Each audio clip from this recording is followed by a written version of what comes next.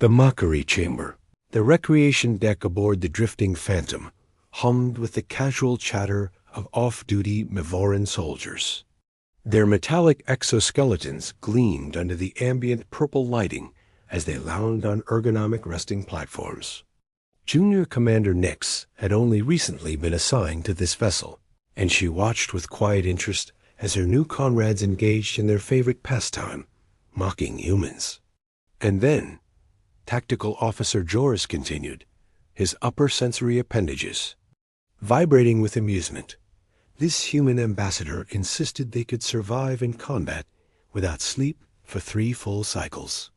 As if any biological organism could maintain neural function without proper restoration phases. The group erupted in clicking laughter, their exoskeletons vibrating in harmony. Nix joined in politely, though her knowledge of humans was limited to academy textbooks and propaganda vids. "That's nothing," medical specialist Venna added, her voice resonant through her speaking membrane. "Yesterday, I was reviewing their physiological data. They believe their bodies can repair devastating injuries through something they call adrenaline. Apparently, it allows them to continue fighting despite sustaining damage that would immobilize any sensible species. How did they ever develop? Space travel?" asked Engineer Pellin, gesturing with his precisely articulated limbs. "Their neural networks are painfully simple, their musculature inefficient, and their sensory organs primitive at best." Nix noticed a figure sitting alone in the corner of the chamber.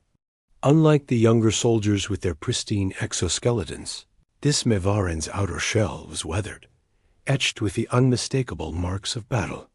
Portions had been replaced with synthetic materials that didn't quite match the natural iridescence of Mevoran biology. "Who is that?" she whispered to Venna. "Admiral Thorna," Venna replied, lowering her voice. 47 combat campaigns. One of the few survivors of the Proxima 9 incident. Nix's internal cooling system quickened. The Proxima 9 incident was legendary, a classified military operation that had resulted in the peace treaties now governing human-Mevoran relations. Few details were public knowledge. "Admiral," Joris called out, evidently emboldened by the group's camaraderie. "Come join us. We're discussing these ridiculous human capabilities they insist are real."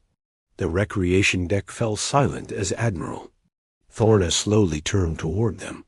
There was something in the deliberate way the veteran moved that commanded attention. "Tell us, Admiral," Joris continued, oblivious to the sudden tension. "Surely you find these human myths as amusing as we do? Their claims of pushing through pain and fighting despite critical damage?" Admiral Thorner rose with a faint mechanical whir from the synthetic leg supports.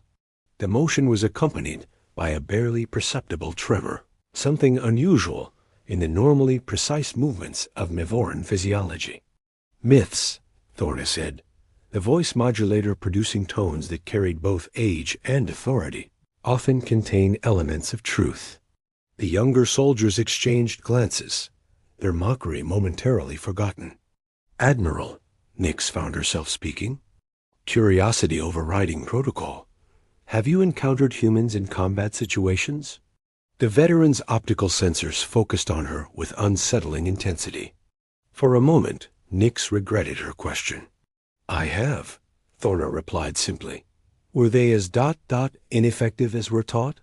Engineer Pellin asked, his earlier confidence waning under the Admiral's gaze. Thorna's cooling vents cycled deeply, a Mevoran, equivalent of a heavy sigh. "There's a reason we have peace treaties with them now. There's a reason those treaties are strictly enforced by High Command." The recreation deck grew so quiet that the subtle hum of the ship's propulsion systems seemed suddenly loud. The atmosphere had shifted from amused superiority to uncomfortable uncertainty.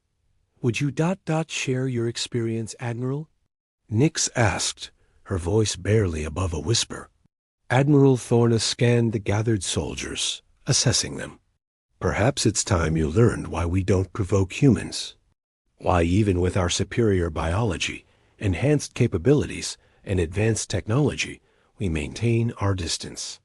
The younger Mivorans unconsciously move closer, forming a semicircle around the scarred veteran. Understand this, Thorna continued. Synthetic limb adjusting position with another soft whir. After hearing my account, you won't find human capabilities amusing anymore. You'll understand why veteran soldiers like myself prefer peaceful relations with a species that, by all biological measures, should be inferior to us. Nyx felt a chill ripple through her cooling system, a sensation she hadn't experienced since her first combat simulation. Something in the Admiral's demeanor suggested a truth far removed from their training materials. It began 30 cycles ago. Admiral Thorna began, settling back onto the resting platform. When I was stationed on the assault vessel Inevitable Dominance, we received orders to investigate a small human research facility on Proxima 9. First contact's shadow, Proxima 9, Admiral Thorna continued, optical sensors dimming slightly with the recollection. A verdant world on the edge of disputed territory. Intelligence suggested a lightly defended research outpost, a handful of scientists with minimal security. The young Mivorans leaned closer, their mockery forgotten as Thorna's synthetic fingers traced the edge of a particularly deep gouge in their exoskeleton. Our mission was simple: neutralize any resistance, capture their technology, and take specimens for study. We deployed at night 12 elite warriors with the finest combat augmentations the Empire could provide. Nyx noticed how the Admiral's voice modulator produced a subtle harmonic dissonance when discussing the humans, a sign of emotional disturbance rarely seen in veteran officers. We observed for 3 full cycles, Thorna continued. The humans seemed ... fragile, their movements inefficient, their bodies soft and vulnerable. They slept for nearly a third of each cycle, ate frequently, engaged in seemingly purposeless social rituals. We calculated a 98.7% success probability. Tactical. Officer Joris shifted uncomfortably. What went wrong? Everything. Thorna's cooling vents cycled deeply. We initiated the attack during their dawn period. The communications array fell first. One precise shot severed their connection to reinforcements. Then we encountered our first human defender. The Admiral paused, sensory appendages momentarily still. 3 of our warriors confronted a single guard.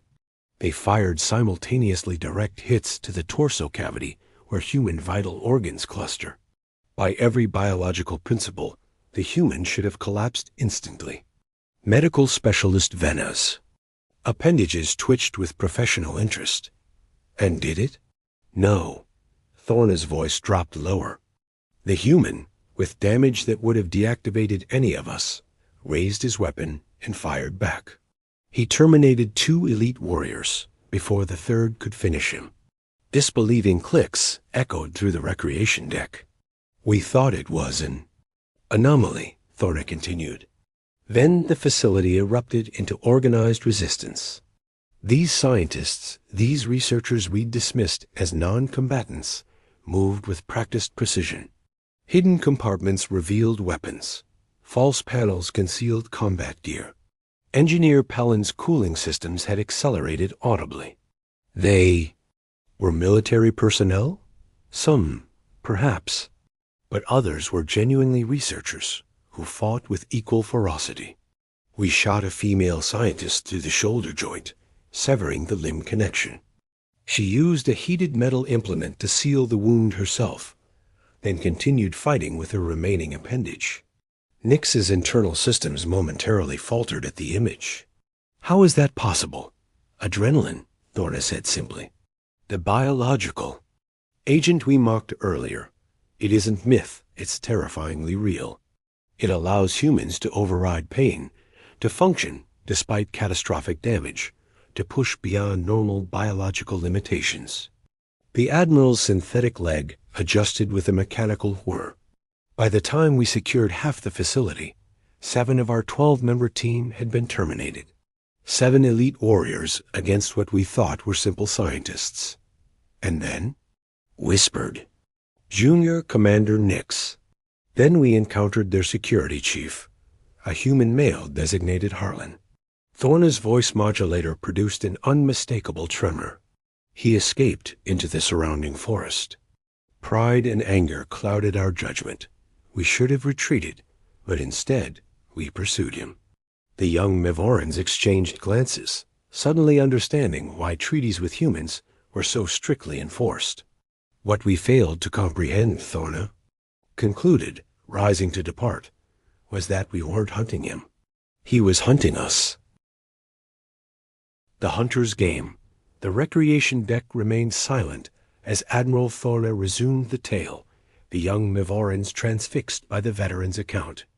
We tracked Harlan into the dense vegetation surrounding the Facility 5 elite warriors pursuing a single wounded human. We had detected at least 3 direct hits on him during the facility breach. His blood trail was distinct in our enhanced vision, the scent clear to our chemoreceptors. Thorna's cooling vents cycled in a pattern that suggested distress. The first trap took Specialist Morven, a simple mechanism of tensioned fibers and sharpened stakes that impaled him through his armor's joint seams. The human had constructed it while bleeding, calculating precisely where we would step. But how?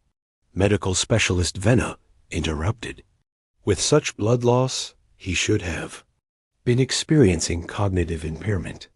That's what we couldn't understand, Thorna acknowledged. The human's capacity to function while damaged defied our understanding of biology. We proceeded more cautiously after that, but it didn't help.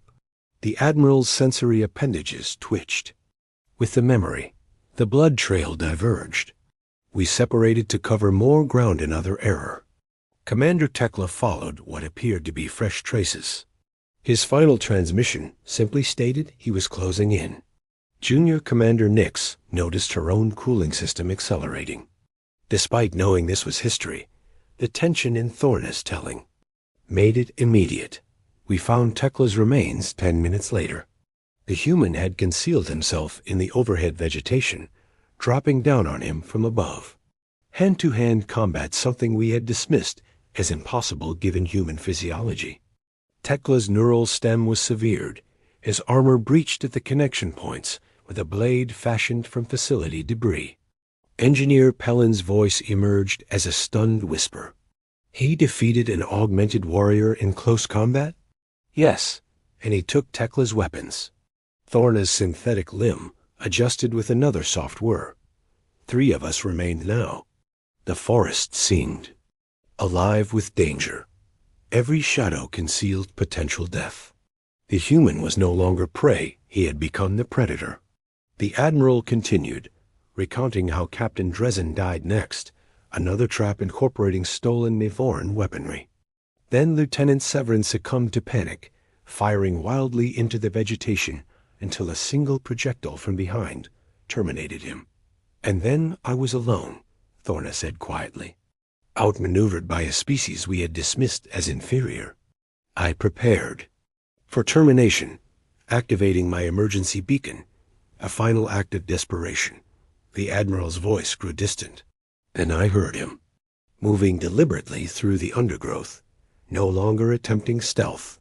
He emerged into a clearing, still bleeding. From his wounds, standing upright, despite damage that should have rendered him non-functional. Nix found herself leaning forward. What happened? He spoke. Said his designation was Security Chief Harlan Frost. Asked why we had attacked their research facility. When I didn't respond, he approached still holding his weapon, but not aiming. It directly. Thorna's optical sensors dimmed. He examined my damaged leg, where debris from Dresden's trap had shattered my exoskeleton. Then he did something incomprehensible. He offered assistance. Confused clicks echoed through the recreation deck. I didn't understand at first. I was his enemy. Logic dictated he should terminate me. Instead, he applied a medical compound to stabilize my injuries, explaining that their facility had been researching medicinal applications of native flora, not weapons as our intelligence had suggested. The Admiral's cooling vents cycled deeply. When our extraction team arrived, they found me with the human. He surrendered voluntarily, requesting only that his surviving colleagues receive medical attention. During subsequent interrogation, we discovered the research facility was exactly that, dedicated to pharmaceutical development that could have benefited both species. Silence fell across the recreation deck as the implications settled among the young soldiers. That incident led directly to the peace accords, Thorna concluded.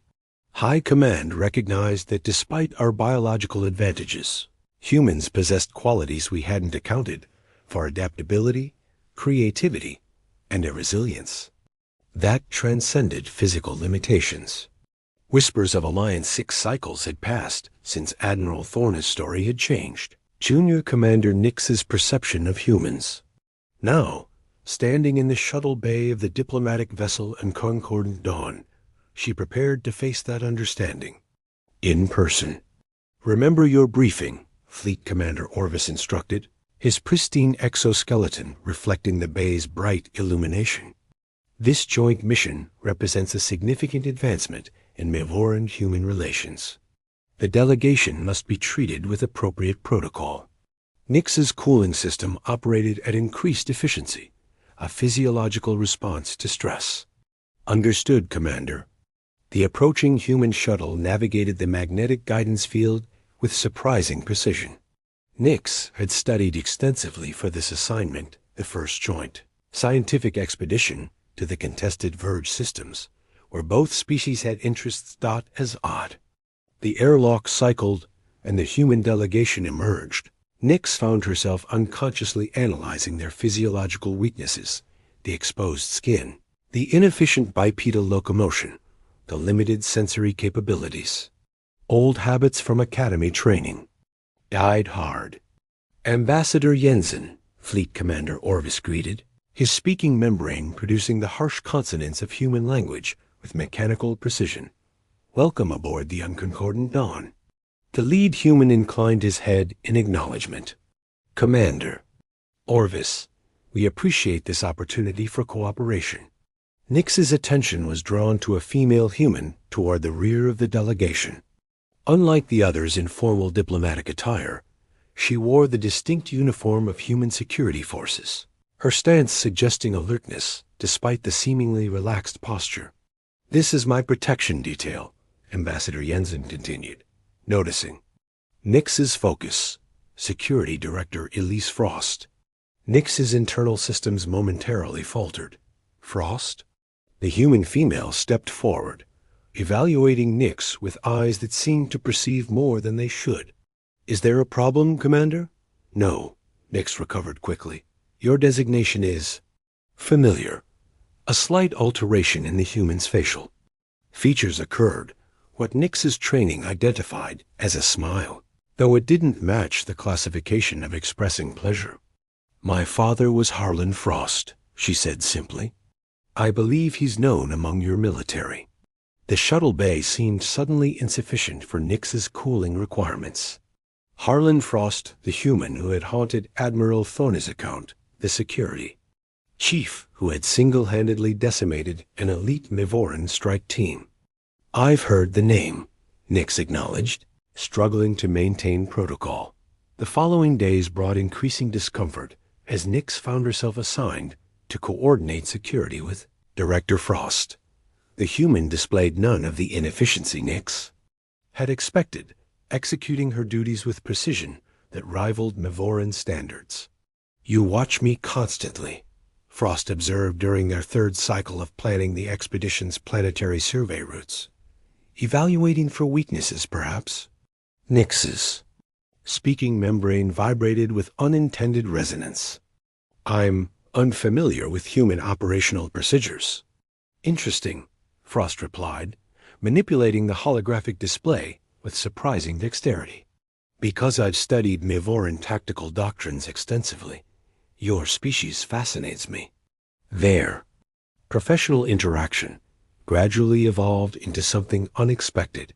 Frost shared stories of her father, who had become an advocate for peace after the Proxima 9 incident. Nyx found herself revealing Admiral Thorna's account, surprised by the human's respectful attention. He never saw himself as exceptional, Frost explained during a rare moment of personal discussion. Just someone doing what was necessary. When the expedition detected anomalous energy signatures from an uncharted moon readings, suggesting advanced technology, it was Frost who proposed a joint Mavoran-human reconnaissance team. Our different perceptual capabilities complement each other, she argued in the planning session. Mavoran's sensory range combined with human adaptive problem-solving.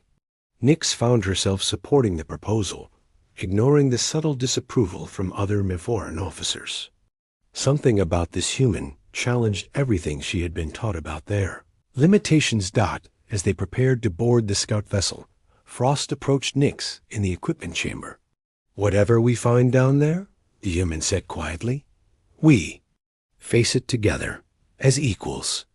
Nyx felt an unfamiliar sensation in her internal systems, not the regular operational patterns of duty or protocol, but something more complex. Perhaps she realized this was what humans called connection. Beyond biology, the scout vessel shuddered as another energy burst struck its shields. Inside the cramped control chamber, Junior Commander Nyx worked frantically to stabilize their descent toward the moon's surface. "Shields at 23%. She reported, her speaking membrane vibrating with the strain of maintaining precise linguistic patterns during crisis. Beside her, Security Director Frost operated the sensor array with remarkable coordination, considering the limitations of human appendages. Energy signature is consistent with automated defense systems. Not random, it's targeting specific vulnerabilities. The discovery had exceeded their most alarming projections. The uncharted moon harbored remnants of precursor technology. Mysterious civilization, whose artifacts both humans and Mavorans had independently encountered at the edges of known space. "We need to abort," suggested Lieutenant Krev from the rear control station, his exoskeleton vibrating with stress harmonics. "Return to the uncordoned dawn." "Negative," Frost countered, eyes fixed on the readings. "That last hit damaged our propulsion system. We don't have sufficient thrust for orbital escape. Our only option is to land and seek shelter." Nyx found herself trusting the human's assessment without question, a profound shift from her training. Agreed, preparing emergency landing protocols. The descent became a controlled fall, Nyx pushing the vessel's compensators beyond safety parameters while Frost calculated a trajectory toward a sheltered canyon that might offer protection from the automated defenses. Impact came with crushing force. Despite restraint fields, Nyx felt her exoskeleton crack along previous stress lines. Beside her, Frost was thrown forward, a crimson fluid blood Nyx recognized flowing from a laceration above her visual organ. "Status report," Nyx demanded. Internal diagnostics cataloging her own damage as non-critical. Lieutenant Krev didn't respond. A quick scan revealed his control station had collapsed, crushing his central neural processor. "Terminated." "We need to move," Frost said, applying pressure to her wound with practiced efficiency. "Defense system will likely deploy mobile units to investigate." Despite her injury, the human was already gathering essential equipment, checking the atmospheric composition on external sensors, prioritizing survival tasks without hesitation. "You're damaged," Nyx observed, medical training automatically assessing the human's condition. Frost's facial features formed that not-quite-pleasure smile again. "I'm functional. Let's move." They abandoned the vessel, Frost matching Nyx's pace. Despite her theoretically inferior physiology, the canyon's geological formations provided cover as they sought the source of the energy. Signatures a structure partially embedded in the moon's surface. "Reminds me of stories my father told," Frost commented as they established a defensive position behind an outcropping. About Proxima 9, working together despite differences. Nix's cooling system struggled with the increased ambient temperature. I never understood why he didn't terminate you when he had tactical advantage. He said he saw something in your admiral. Recognition, perhaps. That beneath the biological differences, you are still a person. Frost checked her weapon with practiced precision. That's what the precursors never understood, according to our artifacts research. They saw other species as mere biological equations, resources to be calculated rather than civilizations to be engaged. Their moment of connection was interrupted. As the first defensive drones appeared spherical units, moving with unsettling organic patterns. Despite their clearly mechanical construction, what followed tested both Mivoran and human capabilities to their limits.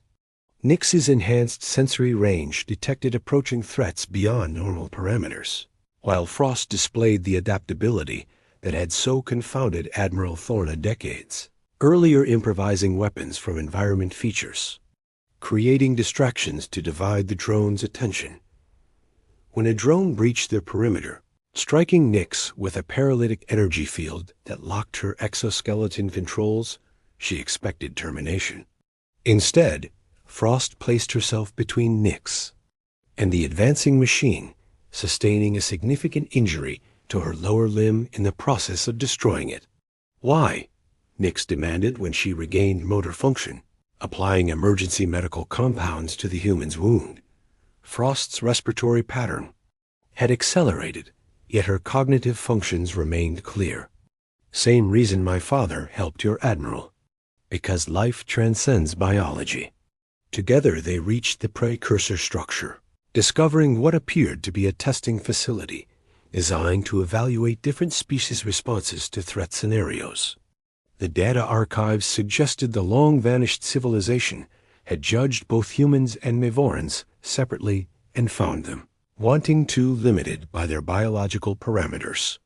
They never tested cooperation, Frost observed, examining the ancient control interfaces. Never considered that different evolutionary paths might complement each other. As they worked to deactivate the automated defense system, Nix found herself operating in unprecedented synchronization with the human. Frost's intuitive problem-solving complemented her precise analytical capabilities, creating an efficiency that exceeded either of them individually. When they finally returned to the unconcordant dawn, something fundamental had changed. The diplomatic teams recognized it immediately: the unconscious mirroring of postures, the completion of each other's analytical assessments, the mutual defense when questions arose about their unorthodox methods. In her private chamber later, Nix received an unexpected visitor. Security Director Frost entered without the hesitation most humans displayed around Mivoran environments. The ambassador is recommending a permanent joint research initiative, Frost said, settling comfortably on a resting platform designed for exoskeleton support. With us as the operational leads. Nix's sensory appendages vibrated with an emotion her training hadn't prepared her to process. Is that why you're here? Professional consultation? No. Frost moved closer, her body temperature registering clearly on Nix's thermal receptors. I'm here because what we experienced goes beyond professional boundaries. My father told me that understanding between species begins with personal connection. Your species has a designation for this type of interaction. Nix observed, cooling systems operating at increased capacity. Several, Frost acknowledged, her hand reaching out to trace the repaired section of Nix's exoskeleton with remarkable gentleness. Friendship, alliance, partnership, perhaps something more. As the human's proximity triggered cascading sensory responses throughout her system, Nix realized Admiral Thorna had been right about human capabilities, but incomplete. Yes, they possessed remarkable resilience and adaptability in crisis. But their true evolutionary advantage was something more profound, the capacity to form connections that transcended biological differences. Something more, Nix agreed. her speaking membrane producing harmonics usually reserved for the most intimate Mivoran communications. I believe that would be ... acceptable. Across the stars, new understanding bloomed between species once divided by biological prejudice, proving that strength comes in forms beyond the physical, and that the greatest evolutionary advantage might be the ability to see oneself in the other.